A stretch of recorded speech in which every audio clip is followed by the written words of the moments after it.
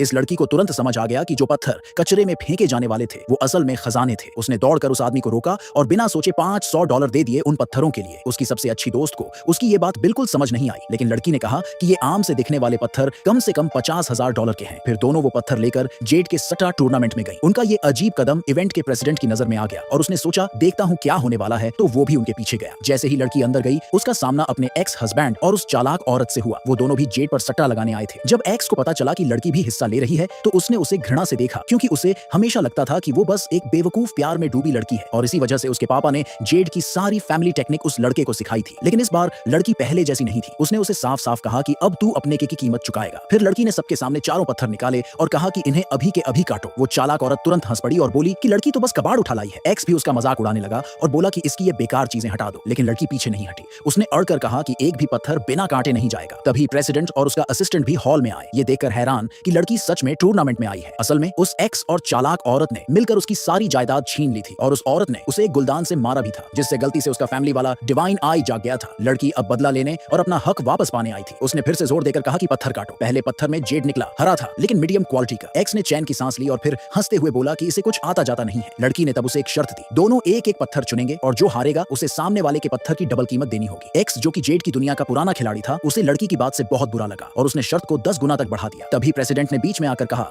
कि उसके टूर्नामेंट में कोई भी शर्त हो उसे निभाना जरूरी है। एक्स ने नाटक करते हुए कहा कि अगर लड़की उसके सामने घुटनों पर आकर माफी मांगे तो शायद वो उसे माफ कर दे, लेकिन लड़की ने बस एक ठंडी सी मुस्कान दी और बोली कि इस बार तू पक्का हारेगा। उसने तो ये तक पूछ लिया कि क्या तुझमें हिम्मत है अपनी जान तक दांव पर लगाने की। सारी भीड़ हैरान रह गई। उसकी दोस्त ने उसे रोकने की कोशिश की, क्योंकि टूर्नामेंट की शर्त एक बार लग जाए तो वापसी नहीं होती। एक्स और वो दूसरी औरत फिर से उसका मजाक उड़ाने लगे, लेकिन लड़की ने उन्हें पूरी तरह इग्नोर कर दिया और सीधे एक्स को चैलेंज किया, हिम्मत है तो बोल या डर गया। प्रेसिडेंट को यह सब बड़ा मजेदार लग रहा था। उसने कहा कि वो खुद इस शर्त का गवाह बनेगा। फिर उसने किसी को पिस्तौल लाने को कहा। पूरे हॉल में सन्नाटा छा गया, लेकिन एक्स अब भी बहुत कॉन्फिडेंट था और बोला कि प्रेसिडेंट ही लड़की को साफ कर दे। ड्यूल शुरू हो गया। एक्स ने सबसे पहले अपनी पत्थर चुनी। जब लड़की अपनी चुन रही थी उसकी दोस्त फिर से उसे रोकने लगी और बोली कि प्रेसिडेंट से मदद मांग ले, लेकिन उससे पहले ही लड़की पत्थर उठा चुकी थी। प्रेसिडेंट ने नोटिस किया कि लड़की ने वो पत्थर चुना है जो वहां स्टेप के लिए इस्तेमाल होता था। उसने बोला कि वो तो असली जेड जैसा कुछ नहीं है। एक्स को फिर मौका मिल गया लड़की को नीचा दिखाने का और लोग भी लड़की के खिलाफ बातें करने लगे। तभी लड़की ने किसी की बात सुनी भीड़ में से। कोई कह रहा था कि एक्स को उसके टैलेंट की वजह से लड़की के घर वालों ने अपनाया था और इसलिए उसके पापा ने उसे सारी जेड की टेक्निक सिखाई। ये सुनकर लड़की का पारा चढ़ गया। उसने चिल्लाकर कहा, तू कितना गिरा हुआ है, अगर मेरी फैमिली ना होती